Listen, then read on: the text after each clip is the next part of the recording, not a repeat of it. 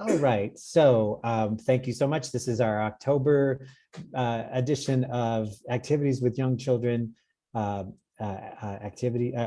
in the Garden, which is a very aptly named session, considering we were like, well, what should we call this? And I was like, oh, why don't we just call it October in the Garden? So we have a couple more people joining us, Nune Right. and Nancy. Thank you for joining us. Ah, So here we are today. So this is our monthly series. Judy, you want to introduce yourself? I am Jungle Judy, been working with Rob for several years where we work closely together and we both love talking about ways of getting involved children, getting involved kids involved with that sense of joy and wonder that a garden provides. Yeah. And for some reason, I can't find our screen of us, but oh, and I guess I should introduce myself. I'm the director of youth ed. I'm Rob Peo. It's great to have you here. Judy, you want to start us off? Sure. So October, people, is my absolute, not only the favorite season, but this is my favorite month of the year. Time It's of your kind of birthday slowing. month too. Goodness, it was really difficult for me to come inside, Rob, because I was out really regenerating my soil, rejuvenating some of my plants. It's a time that we can really pay attention and notice. We're not so much worried about, what is our garden going to produce or anything like that. But it's a time of giving back to me, a time of giving back more than I've taken out, and a time to pause and just slow down, look at the colors, look at the structures, smell the very different smells of fall. Right now, I'm listening to crickets that are coming in early in the morning. Rob, do you have crickets at your house? No, I can't say that I have, but Oh it's my a good goodness, sound they're effect. all It's the a good time. sound So, effect. Yeah. you notice the word regeneration um, on our last slide. And it's a time that we give back and we use, hopefully, more than we take out. So if we're growing things, we not only use, we don't throw away, but we try and leave our earth in a better position in which we found it. So a time of noticing, of pausing, of wonder, of reusing and preparing for the next season. So when we're talking about regenerating, we are renewing the soil. And that wonderful handful of red wiggler worms is one of the best ways to get young kids and a little bit older kids and adults, everything, into an understanding of, without working the soil, without paying attention to what goes on below ground, and making it rich with worms and microorganisms, nothing is going to grow above ground. So it's the time of year that we can work with worms and leaves on renewing our soil microbiome and leaving it friable. And just a really quick thing for those of you who may not know, Colorado soil's got its challenges because it's a heavy clay soil. It's hard to water, doesn't have much air in it. So if you can reuse leaves and stuff like that, and end of season garden prunings, and make some homemade compost with the kids, look at those happy worms crawling through. I can't imagine anything better than little kids and mid kids and adults touching that and saying, I would love to root in that, not only the worms, but this is where I want to live. So that's what we're concentrating on in fall. And one of the ways we do that, and you can see there's a slide that says that Worm Box is a tabletop unit, and it does come from Uncle Jim's Worm Farm. That's the website you can get it from.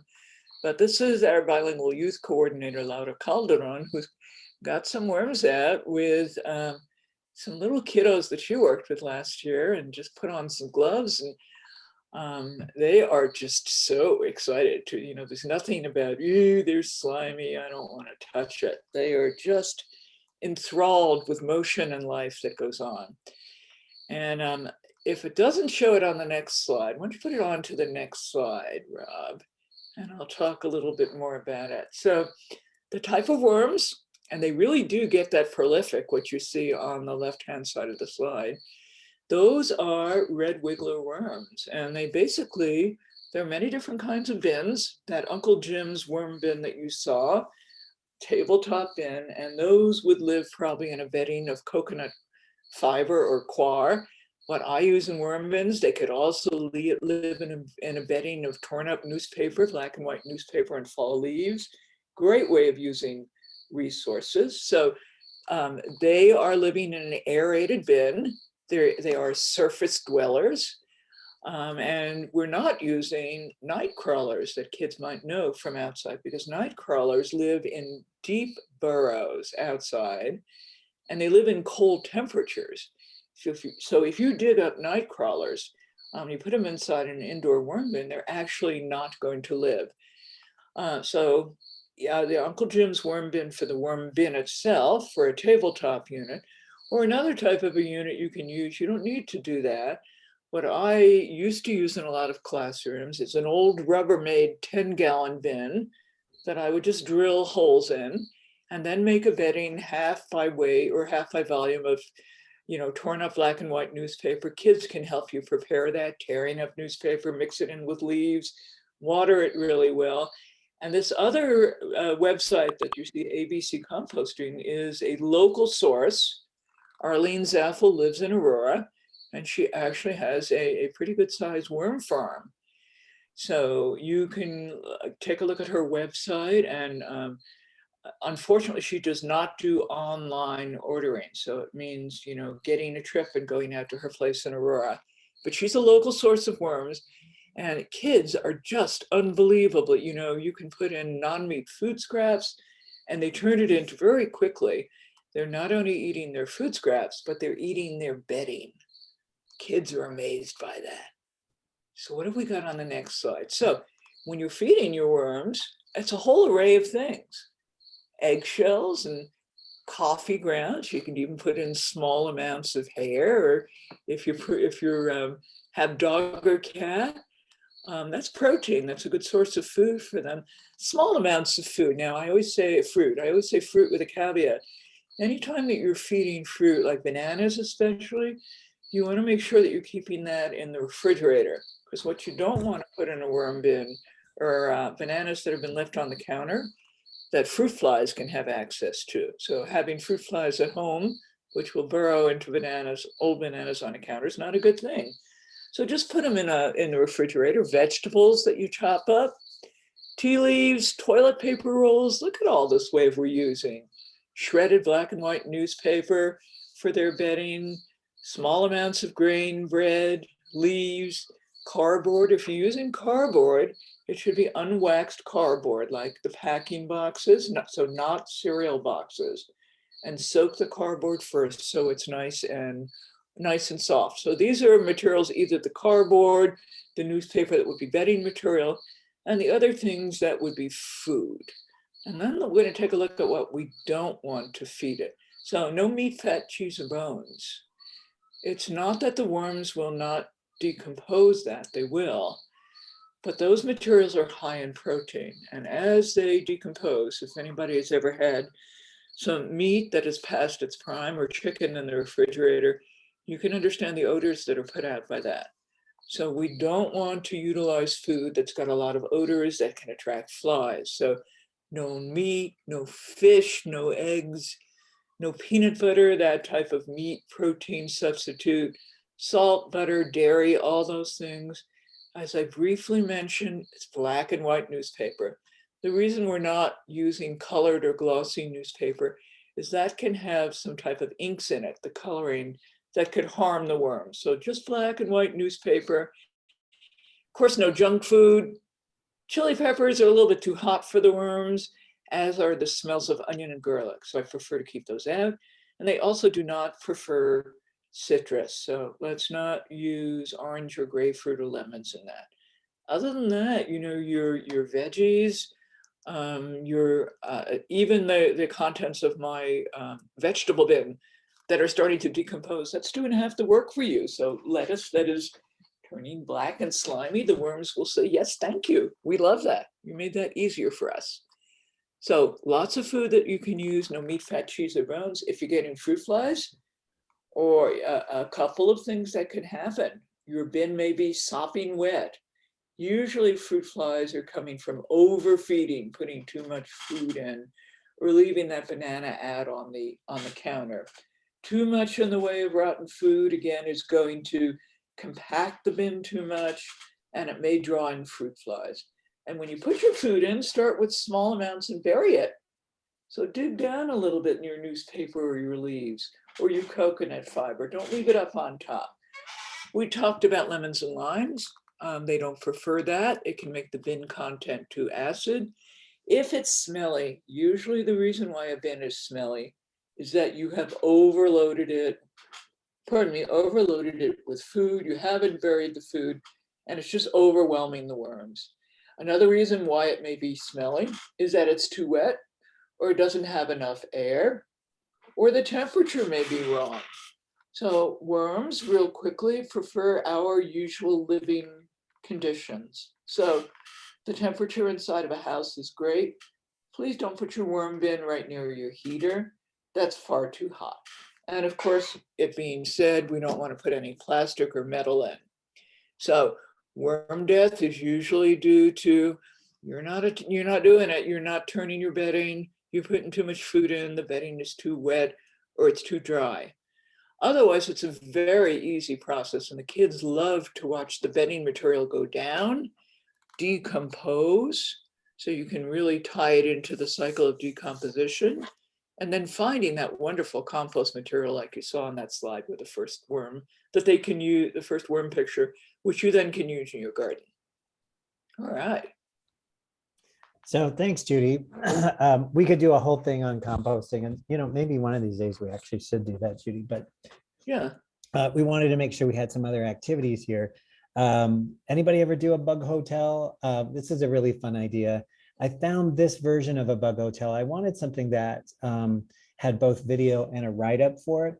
And this version seemed very fun to do. Basically, you make a frame on the picture number 1.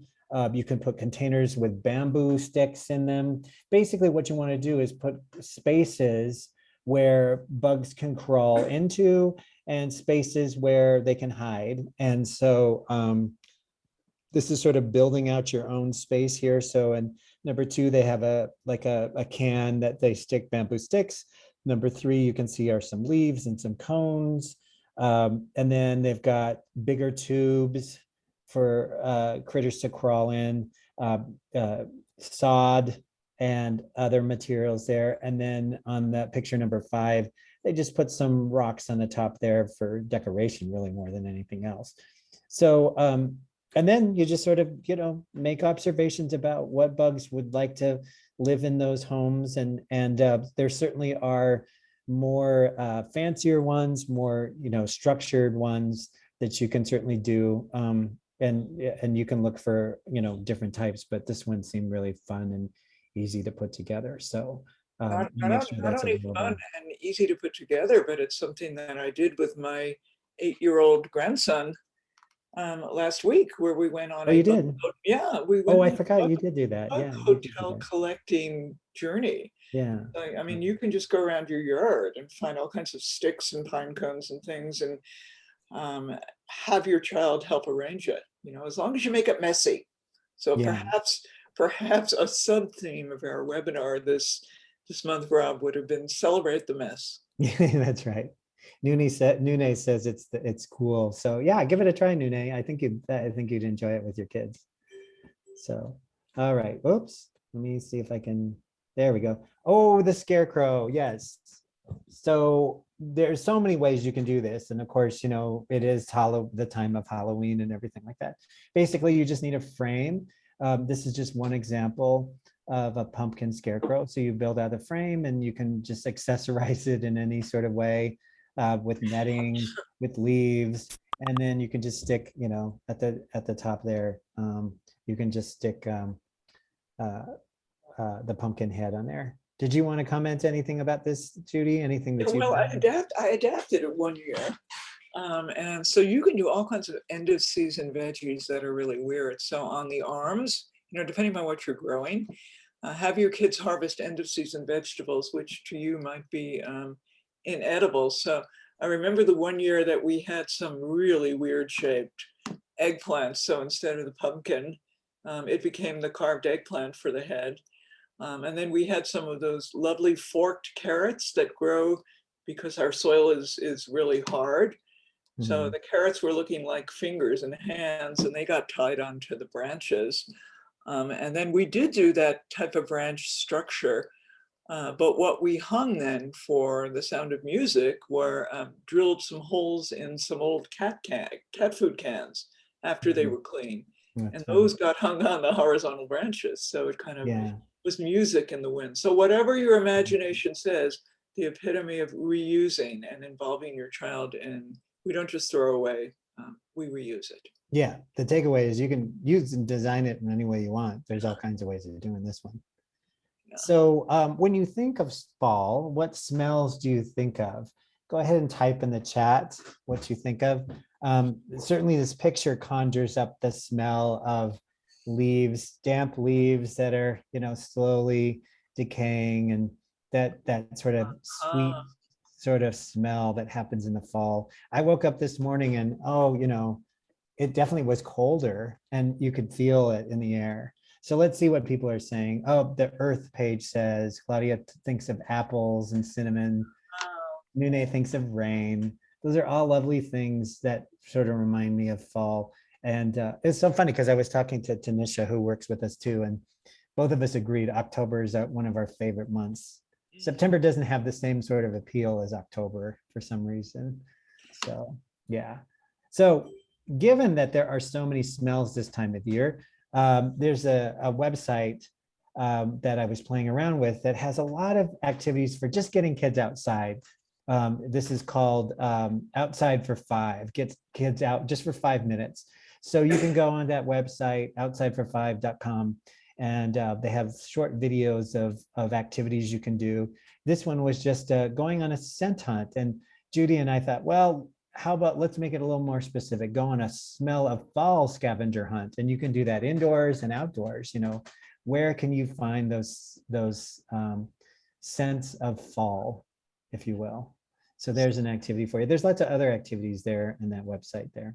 So while we're talking about sense of fall, it's really interesting, Rob, because I was just out in my garden and I was smelling. I grow a lot of herbs, and some of the herbs I grow are not necessarily I grow for cooking, definitely. So right now I have basil, that wonderful anise smell, and I have lemongrass, which if you haven't grown with your kids, is a wonderful thing. I Mhm, also have mhm. lemon verbena, which is just intoxicating. Thyme at the edge of the garden, and sage and rosemary. So those are just some herb suggestions that next year you might want to try, because a lot of them come to their abundant glory, not only in growth, but in their culinary oils at this time of Mhm, the year. mhm. Yeah, they're very strong. You know what, Judy, I'm going to stop sharing for a moment because I think I need to reset how I'm sharing. I had trouble with, and it's nice to just see everybody for a moment. So bear with me because I'm gonna actually change my settings here. So do, do, do, do, do. Instead of my desktop, we're gonna share this way. Ah, that's much better. Now I can see everybody. So thank Ah, you. Sorry for the technical difficulties. Okay, we're gonna advance the slides and we'll put this in the corner there. So here's a fall trivia question for you. In the fall, researchers have found that squirrels' brains, do they get bigger or do they get smaller in the fall? So type in the chat, what do you think? Do they get bigger or smaller? We'll see what you think. And there's actually true. There's actually research behind this of what's happening inside of squirrels' brains. So you have a 50-50 chance of getting it. Do you think it's bigger or smaller? All right. Paige says bigger, So bigger. not everybody says bigger. Claudia says smaller. Paige and Nune and Nancy say bigger. The answer is that it actually gets bigger. And this is actually really interesting. When squirrels and birds do this as well, when they stow away their food, they have to remember where it goes because they're storing this for the fall in order to prepare for the winter. And so they have to keep track of it. And because they're using their memory more, they're actually building more connections in their brains and they're making their brains thicker. in the sense of, building all those nerve connections and stuff like that. So their brains are actually getting bigger. Now, we're not talking huge amounts, and it's interesting because I don't know what kind of, do they use brain scans? Probably, now that they can do that. So just imagine a squirrel going through a scanner. I do think that's kind of funny. But this is also, and this is a huge tangent, but they did this study of British taxi drivers in London, and London streets are so complex that they have to study for this test for 2 years, and that they find these taxi drivers, actually their brain gets a little bit bigger. Their hippocampus gets a little bit bigger because they're trying to track so many memories. So now you know that it gets bigger. So have they done, I'm wondering, have they done that same study in bears when they're going through there? I don't know. I mean, would you put a bear in a scanner? That's the question. However, the fact that bears remember where they get food from in somebody's house, yeah, make repeat visits, I think that similar. similar. For sure. Mhm. So now we're going to shift our focus on October in the garden. Certainly collecting pumpkin seeds is something we might want to do. So we'll talk about that, but there's also a plant that while we're planting it now, we won't see until later. You want to talk about garlic there, Judy?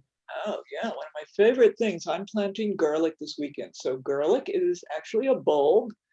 And if you think about what else we plant with bulbs, our hyacinths and tulips and crocus and daffodils, think of it as a bulb that needs the chill and the cold and the snow of winter to develop roots. So all you want to do is you don't use supermarket garlic unless you're buying organic garlic, like from Whole Foods or Sprouts.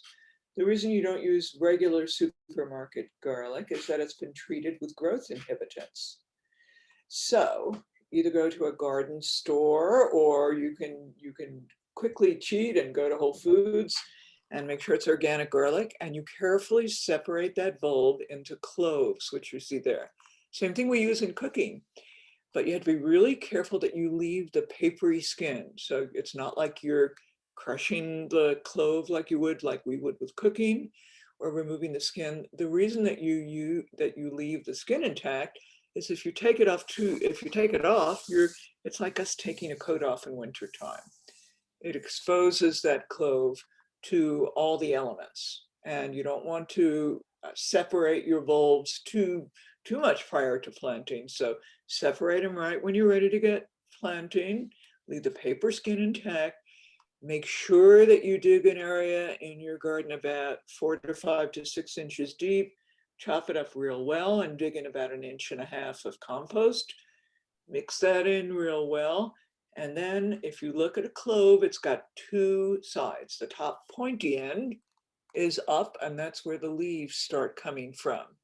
The bottom flat end is where the roots are going to come down. So it gets planted, pointy side up, flat end down, a good 3 inches deep, 4 to 5 inches apart, even though those cloves may be smaller, because just like carrots, they need room to expand. Now, one other thing I would say, kids can help you separate the cloves from the garlic if they have that dexterity. But the other thing would be, as you're separating the cloves and you get towards the middle of the bulb, the cloves tend to get smaller. So my rule of thumb is plant the biggest cloves, eat the smallest ones. So that's a good rule of thumb.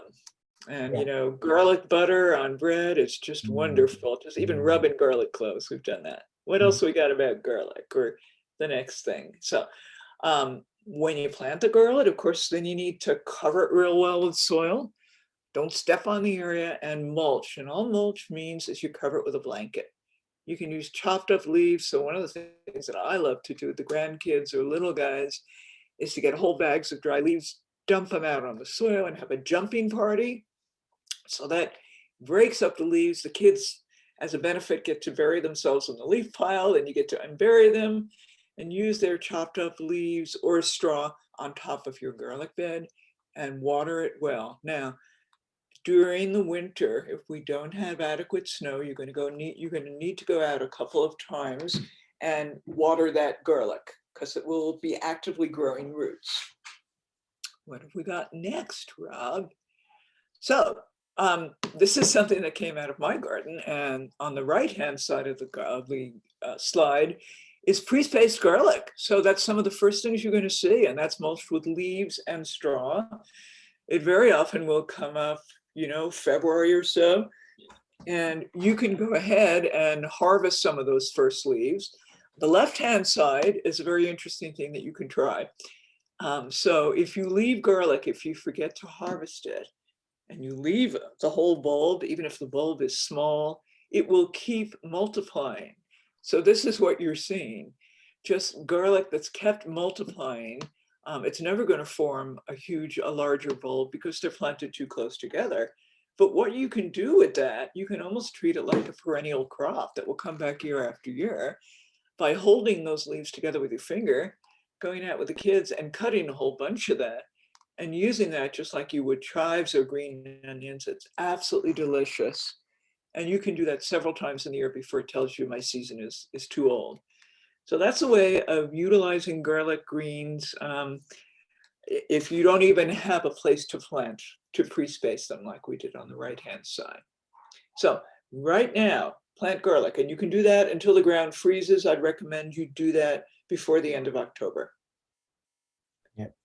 And then we'll hopefully see the fruit of our labor, or our garlic of our labor. Kids are so amazed that from one little clove that works. Now, we talked about leaving the mulch. So one of the things you want to do is, I think the worst thing that you can do, whether you're growing in the ground or in a raised bed like this, the worst thing you can do, people, is rake everything away and leave that soil bare. That's not what Mother Earth wants you to do. Mother Earth wants you to regenerate, rejuvenate. She says, cover me like a blanket. It's not cover me to keep me from cold. It's cover me so that when whatever you covered me with, whether it's straw or leaves, breaks down or decomposes, it helps to rejuvenate and regenerate soil. Bare, hard soil is not going to be really filled with worms, but over winter, treated correctly, planted with certain seeds that produce roots that we'll talk about, and covered with leaves, your soil will be ready for planting. So cover cropping, and perhaps I'll wait to describe it, is a mix of a grain like winter rye, that's in the hand. You can see it's related to wheat, and hairy vetch, which is a legume, and that's what it looks like when it's in flower. And it's really simple. These are plants that will grow roots over the winter, and I'll tell you how to take care of them. But they will add, so is this you doing that, or? No, that's just a picture of somebody doing it. So basically there's compost in the soil. You can see the bare soil there. This is something that kids can do really easily. A handful of, rye, vetch, winter peas, whatever it is you choose to use. That's called broadcasting, just spreading it up on the surface of the soil. And then you can take a little garden rake or a garden hoe and rake it into the soil. And the kids can just use their hands then to pat it down with their hands, cover it with that straw and leaves that you've seen, and water it. And the way you manage it in the springtime is before the rye or the grain gets to be knee high, you cut it down and you wait 2 weeks before you plant anything for those roots to decompose. If you do that, you'll be amazed at how that rejuvenates your soil for next season, and how the kids are amazed at actually seeing something growing when it's too cold for anything else. I think amazed is the right word, Judy, because I did this for the first time in my tiny little plots and stuff. And I was really surprised about how the soil was very different, just by simply doing that. You can even do an experiment, Rob, or yeah. where you're just, have the kids touch the soil at the end of the season that doesn't have any cover crops in, and ask them, does it feel hard, or describe how it feels. Don't put words in their mouths. And very often they will say, it's hard, I don't want to touch it. And then have them feel, in springtime, cover crop soil after you've chopped it down. Oh, I can put my hand in, it goes right down, it's soft, I want to be here. If their hands want to be there, the roots of garden plants want to be there. So we're going to stop here, looking at the activities and things that we've talked about so far. We're going to send out a poll to you all to launch. And which activities are you most interested in trying out? The worm box, the bug hotel, the scarecrow, smell of scavenger hunt, or if you're wanting to spend time in the garden to plant garlic and try out cover crop, both of which are actually really surprisingly easy things to do. They really are, and they help the soil for sure. So so choose whichever ones you want. Or all of them. Or all of them, that's right. The results are coming in. And I'll give you another second to add to the poll.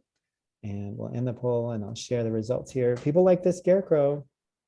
What's not to like about a scarecrow and the bug hotel and this? And oh, planting garlic, that's great. Yeah, and you know, Judy's point about you know, store-bought garlic, be careful of what you buy, you know, if you're going to plant it, to use organic. That's a really important piece there, because they stunt, you know, the growth is controlled in and garlic that's just at, you know, just in the regular bins there. See that, Judy? See, I'm learning things. You're just, No, I was just thinking, you know, only 25% said worm box. Maybe we need to introduce them all to a worm box. yeah. Or Well, maybe- that worm box is, you know, that there's something about a worm box that's, you know, it's a little bit of work, but boy, once you get it going, you know, it takes care of itself. But that being said, you know, you have to tend to them, they have to be fed, they That's have really to be watered, so you do true. have to tend to it, right? That's Well, really here's some other activities that we found. Certainly mud pies. What's not to love about mud pies? But this site, it has redefined the mud pie for me. Look at how beautiful Isn't that these gorgeous? mud pies are, and just how creative. You know, it's not just the mud. It's the other materials that you can create designs. And you know, you could. I mean, this could be a math exercise in terms of symmetry. You know, can you make patterns that, you know, have this kind of symmetry, or make a shape, you know, make circles, make triangles, that kind of thing. You know, colors, all of that. And certainly, and that's a lovely picture. Look at this girl. She seems really happy with her mud pie. We're going to actually do this activity for a fall harvest event. I was like, that's the beauty of doing these webinars, is I've got all these activities at my fingertips. And I was like, oh, let's do the leaf crayon rubbing. So, you know, simple as getting a leaf, putting a piece of paper over it, getting some good crayons that you can do some rubbings. And, you know, you can get fancy with multiple colors and multiple leaves. Very simple, but a very striking thing. Okay. Seed bombs. Judy, let's talk about seed bombs. Seed bombs. Seed bombs is also called guerrilla gardening. And it was developed in England, actually.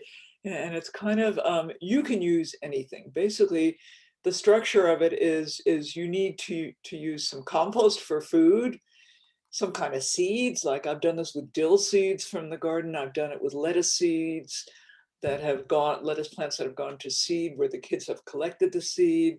I've done it with a whole bunch of wildflower seeds. So what you do is mud pies, first of all, okay?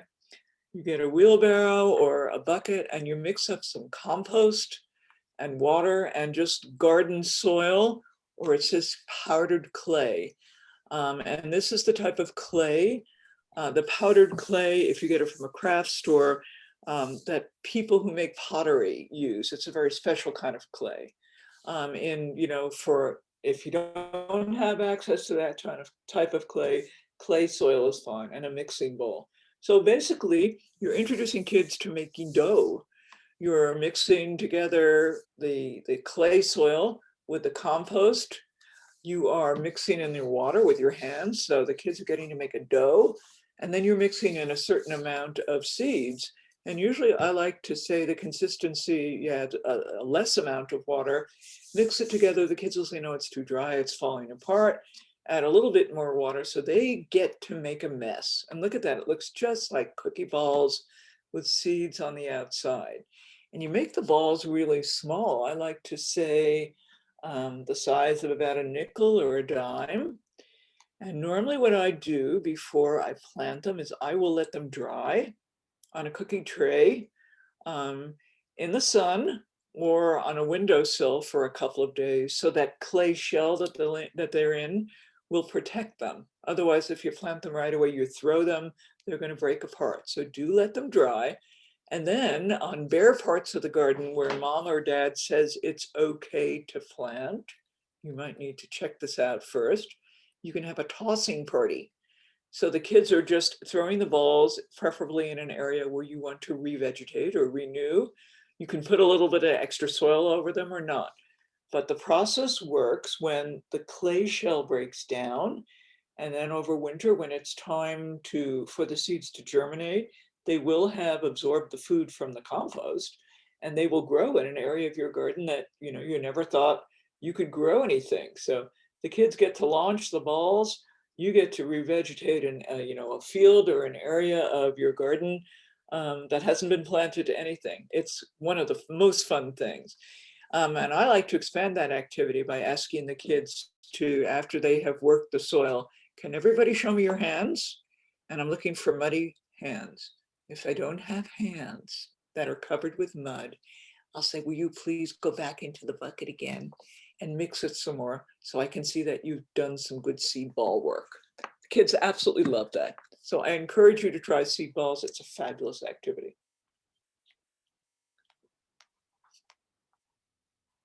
Sorry, I was muted. Does it matter what type of seed you use?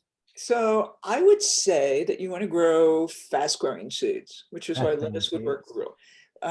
Okay. Dill works real well. You can do it with marigolds. You can do it Mhm. with zinnias, but I would not use any perennial flower seeds. Those are a little bit harder to grow.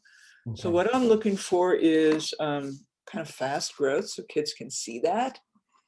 And I think that dill is a good mix, or annual wildflower seeds would be a good Yeah. mix. Oh, okay. Yeah. Yeah. Very fun. Okay, here's your next fall trivia Oh, another one. question. Let me move this screen over here. In the fall, researchers have found that spiders get, so you have a 50-50 chance again. Uh-oh. Are they more active or less active? Type in the chat. What do you think? Do they get more or less active in the fall? So we'll have spider. We had to have a spider because it's October, right? We had to have sort of a Halloween thing. Absolutely. Absolutely. More active or less active? People are typing in the chat here. Let's see what they have to say. Paige says less. Nancy says less. Anybody else want to chime in before we give our answer? This actually, Claudia says active, so she's going against the grain here. They become more active actually, and and if you think about it, this is the time when they're mating. They lay their eggs, and the eggs will hatch in the spring. So this is actually a time when they're more active. So I read it. I did a little bit of reading, and there, they were talking about how, you start to see a lot more spiders in, during, I think it was like in the summer, we actually saw a lot of spiders. Things are cooling down. They're becoming more active. They're mating with one another. And so, oh goodness, my dog is snoring in the background there. So, Becoming more active.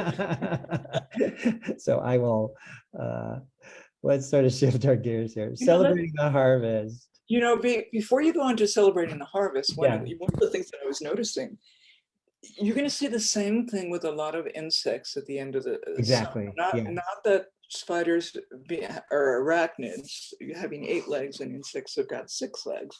But I was noticing the frenzy of activity on the late season grasshoppers, which I grow really well. I told Rob that's probably Well, my favorite crop that I grow. The hotter our you had summers a, go, grasshoppers grow really you well. But had a they are very doing active their grasshopper. last frenzy of mating. They are huge. Prior to laying eggs, then you'll have these little pods of eggs that are laid, sometimes up to 80 eggs that are in the soil. But they're super active. And I was watching, it'd be really interesting to go out on a hike with your kids and even go on an insect hike, because the huge black ground beetles are hopping all over the place. Have you seen them in your yard, Rob? No, The but I tell you, there is a house near us. They're on their fence. They have this large fence and they have these box elder beetles. They're oh, red the box elder. and they Yeah. were swarms.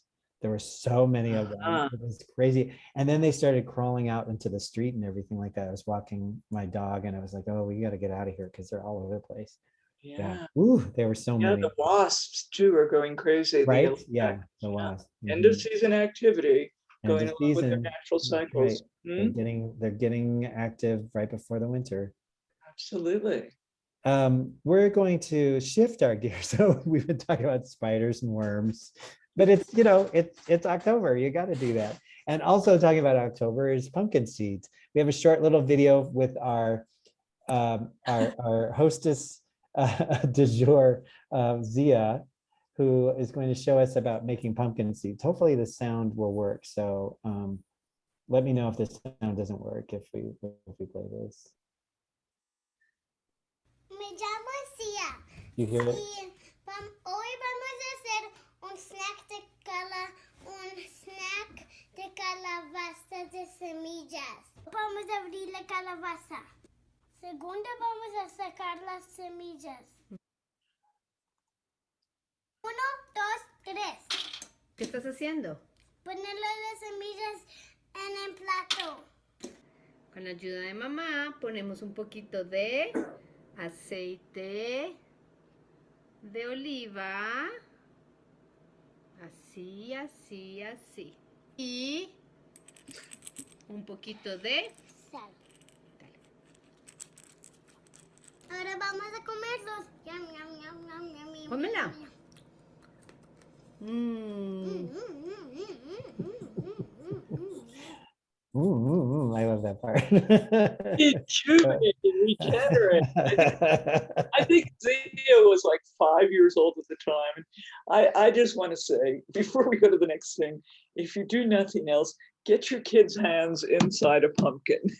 Yes, I There is know. nothing else about the innards of a pumpkin that is more sensory than feeling the membranes, the seeds, and the squishiness, and all the things that we've been taught to say, "Ooh, you shouldn't do that. I can't touch that." Yeah. Get kids into that.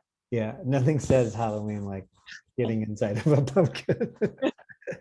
So we have on our Doug's YouTube channel, we have a section of things gardening with kids. All these videos, the webinars that we're putting are listed there. And then we've got shorter segments like the one about Zia. There's one on making garlic bread and garden activities and everything like that. So be sure to check that out. Just go to YouTube, search for Denver Urban Gardens, and you can find those, or go on our website too. This is I love this book. Yeah. And How Many Seeds in a Pumpkin? And so we're going to share this with you, and you are eligible to get one of these copies of this book here. So so this book starts out in a classroom there. So Judy, I'll have you start. If you will remove that one square on the top, can you remove? Oh, or okay. Can you move it a little bit more? Thank you. So one chilly fall morning, Charlie was surprised to see 3 bright orange pumpkins on Mr. Tiffin's desk. One pumpkin was big, one was medium, and one was small. How many seeds in a pumpkin? Mr. Tiffin asked the class. Does anybody know? Mr. Tiffin wrote down all the guesses on the blackboard, and you can see some of the kids are writing 1,522, 137. I don't know how they came up with that, but Charlie was very quiet. What are you thinking, Charlie asked Mr. Tiffin. Well, I'm thinking that all the best guesses are taken, Charlie said. Well, why don't we open these pumpkins up and see, said Mr. Tiffin. So all the kids, they put out newspapers, as you do. Of course. The ritual of pumpkin opening. They got spoons, and they were, dutifully trying to take all the seeds out. But they were very careful to collect all the seeds because they wanted to find out how many seeds were in the pumpkins. Absolutely. And you can see here that they're doing their job, and here's somebody sticking their tongue out as they're working. Go ahead, Do, Judy. do push the sleeves up if you're working with long. That's right, for sure. Some of the kids like counting by fives. So we'll count the seeds in the medium pumpkin, said Molly. So what a great exercise for math. We can be the fives club. 5, 10, 15, 20, they cheered. Well, I'll take the smallest pumpkin, said Charlie. I guess I'll be in the tens club. Good idea, said Mr. Tiffin. So 10, 20, 30, Charlie began. Wonder how many he's going to come up with. We'll see. The next day, he put them in. Oh, I'm sorry, Rob, go ahead. I think I put these out of order, but Next day, because they have the each of the paper pumpkins. bags. Yeah. Okay. So the bags were marked. We will go on. Big, medium, and small. Did you do your thinking homework? He asked the class. Rob, you go with the bottom part of it. Yes, Alex said, I think we should just guess. I think we should count very, very carefully. So backing up, there was a fives, tens club, but there was also a twos club. So the class agreed they had a good idea. And so in the big pumpkin, they were the twos club, and the medium, they were the fives club. And in the small one that Charlie had, they were the tens club. So there was not foreshadowing, as I put in here. There's actually a correct sequencing of the events. So here's the twos club organizing their seeds of the big pumpkin. Here's the medium. Here's the fives club. They're organizing. And then, of course, Charlie organized his neat bundles of 10. So then, go ahead, Judy. Okay, let's get counting, said Mr. Tiffin. 2, 4, 6, 8, 10, 12, began Robert, Kimmy, Jake, and Anna. It's going to take a long time to count 170 pairs of seeds. My brain hurts, said Anna. Well, the biggest pumpkin has 340 seeds, almost a million, said Jake. The fives were a little easier. 5, 10, 15, 20, 25, chanted Jeremy, Tara, Eleanor, and Molly. There were 316 seeds in the medium pumpkin. Too bad for you, said Robert. Well, it's not a contest, said Molly. Wonder what's going to happen in the small pumpkin. Rob, why don't you do that one?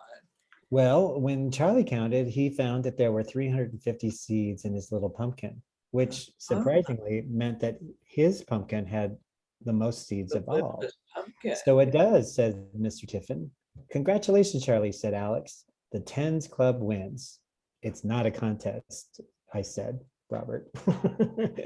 So Mr. Tiffin gathers them around and says, you can never tell just how many seeds are in a pumpkin until you open it up. But there may be some clues. Take a good look at these. And the class did. Charlie's is darker orange, said Anna, and it has more lines on the outside, said Robert. Yep, said Mr. Tiffin. For each line on the outside, there's a row of seeds on the inside. Now, this is something I did not know until I read this book, honestly. That's good to know, said Eleanor. And the longer the pumpkin grows, the more lines it gets, he added. Its skin gets darker too. So even though my pumpkin was the smallest, it was on the vine the longest, said Charlie. Exactly, agreed Mr. Tiffin. So in their investigations, they found that it doesn't necessarily mean a smaller pumpkin is going to have the least amount of seeds. And so that's a lovely story of how many seeds in a pumpkin. But I think, before we even go on to recipes, Rob, it teaches some really good lessons. Just with gardening, it teaches that for some vegetables like pumpkins and squash, winter squash, we need to leave them out in the garden for a longer length of time than we would. So their color does get that dark orange, their shell gets harder, they get more lines. But I think it even teaches a more important lesson that, kids very often are taught that, I want the biggest, it's the best thing. Right. So this really teaches us that diversity is good, that you can't always judge something because it's bigger. So this really, I love this book because it exposes them to so many questions of equity and horticulture and working together to solve a problem. So it's a great example. You can't judge a pumpkin by its lid. And People, if you are growing pumpkins at home or you're growing winter squash, leave them out in the garden until their vines are killed by frost and until your fingernail doesn't puncture them. So their shells need to get hard. Now, I would say a caveat. I left one of my winter squash out probably 2 days too long. And the squirrel said, yes, I will. Yes, and that's the thing. Yeah, that's the thing. Yeah. Yeah. Well, thanks for all that. Those are good tips. And speaking of pumpkins, we have a couple of recipes for pumpkin pancakes. I tried this out because I found this and I thought, oh, I'm going to give this a try. I found, and it could have been just the way I mixed it, the batter was really thick and they come out really cakey. So play with this recipe. We're going to give it a go, but it's certainly, a fun one to try. Just a little bit of puree, some milk, eggs, and sugar, and flour. And then you've got all these seasonings, which, also remind us of fall, as we talked about, cinnamon and allspice, all that kind of yumminess. Just mix all that up and then fry it in a pan like you do a pancake. And there you And go. you might want to even do an adaptation. Anytime that you're talking pumpkin puree, you can also cook and puree some winter squash, butternut, acorn, delicata, whatever. It would work the same as pumpkin. Yep, indeed. Yeah. And then of course, pumpkin soup. What would the fall be Oh without my goodness, pumpkin I love soup? it. Yeah. So this is just this was a simple one. Some chicken stock, some carrots. I have one that has ginger in it. Oh, it's so good. Pumpkin and ginger. What a nice combination. Very warming. Very good. Very good. And we'll make these slides, like we always do. We'll make these slides available for you. And of course, the recording as well. And I'll include the links to these recipes too. All right. Now, this is sort of a tangent, but not, we'll tie this one in. I had stumbled across this book of opposites, and it comes from an organization called Two Rabbits. And, we always want to have a cultural component to our webinars. And this one I just was really intrigued by, and Judy and I thought, well, let's include this in here. So this book of opposites comes from Two Rabbits, and it stems from working with a group of people, the Baka. They're an indigenous group of hunter-gatherers who have lived in the forest for many generations in Eastern Cameroon and Africa. And the thing about it is, just like the Native Americans here, they have their cultural ways that they want to preserve, especially because the children, the Baka are, their numbers are dwindling. The main language that's spoken is French. And so when these kids, what they're finding is that when kids go into a regular traditional classroom, they don't thrive as well as they could because they're taken out of their environment.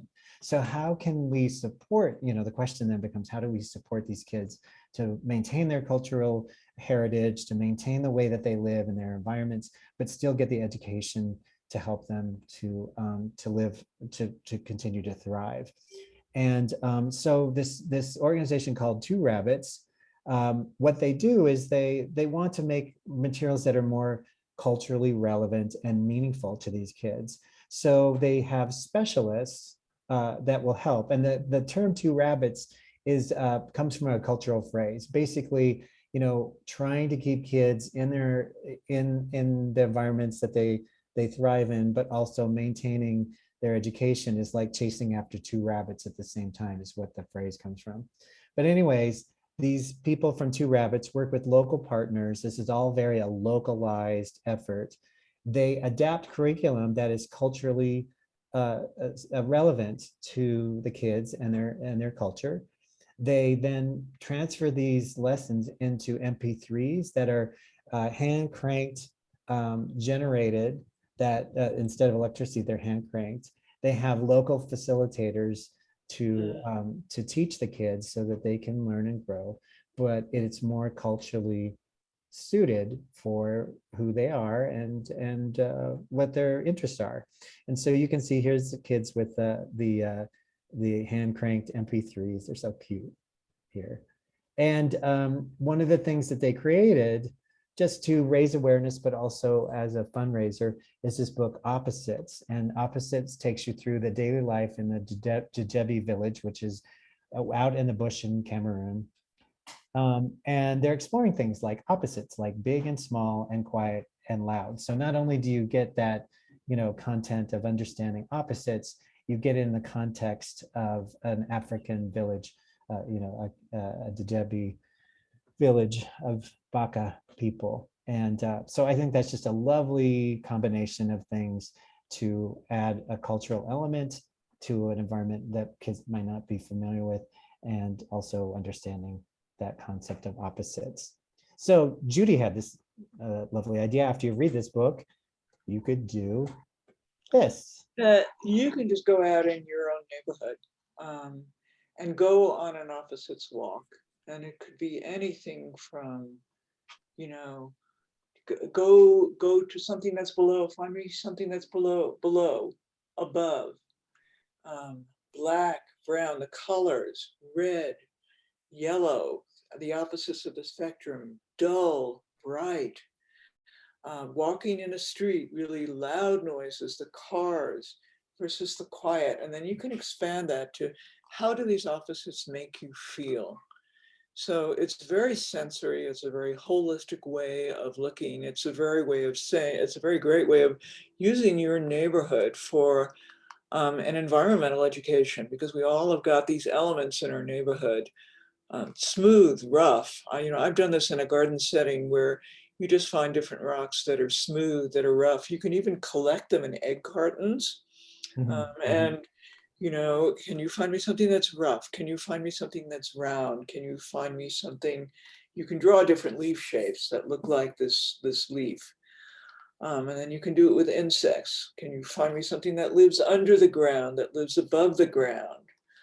And it's a great way of having kids kind of tune you in to what they're interested in and utilizing local resources. So I encourage you at this time of leaves falling, can you find me something that's got, spots on it? This can become a whole, lesson into why do these leaves have spots on it? Why is this leaf red? Why is this leaf green? Why is it yellow? Why do leaves fall? I encourage you to take this time of the year to not just look for opposites, but to look for things that are very sensory based. And this perfect time to do it because we're not concentrating so much on what's, the reason I say that fall is my favorite time of year is that I'm not concentrating on the explosion of things that happen in spring. There's almost too much of an overload. At this time of the year, we're out to capture that last blue of the flower, that versus the brilliant blue of the sky that only occurs at this time of the year. The clarity of the clouds, the last seeds on the flower, the last yellow petals. So take this opportunity to focus on individual objects that the kids can collect, preserve in those mud pies that Rob described, dry in those leaf rubbings, and then explain why they occur. Yeah, you could have a whole wall of fall. Oh my I like that idea.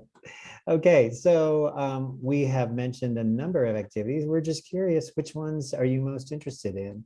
So we'll launch this poll. Second poll here: mud pies, crayon leaf rubbing, seed bombs, the how many seeds in a pumpkin book, or the recipes, or the opposites book. Which one are you most interested in? So choose the ones you're most interested in. Oh, here come the results. Took a minute for it to come in here. Oh, people like everything.